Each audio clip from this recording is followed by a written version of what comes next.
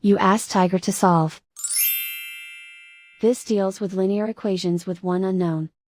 The final result is x equals 7/3.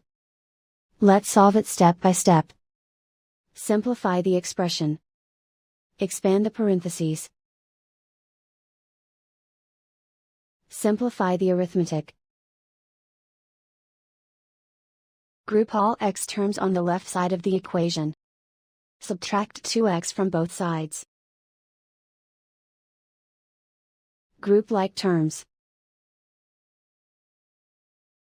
Simplify the arithmetic. Group like terms. Simplify the arithmetic. Group all constants on the right side of the equation. Subtract 1 from both sides.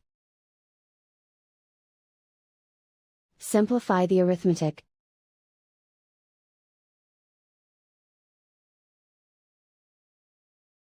Isolate the x. Divide both sides by 3. Simplify the fraction.